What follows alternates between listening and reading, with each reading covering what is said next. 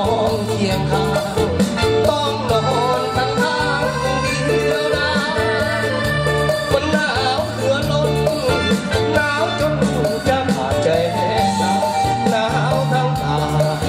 ทั้งใจจะตายเพราะขาดคนคอ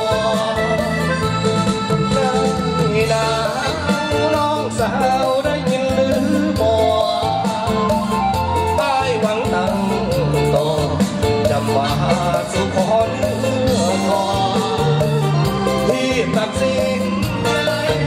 ตัดอ้ายไว้เป็นเจ้าของแล้วจะสมหวังหากน้องตกลงบงใจ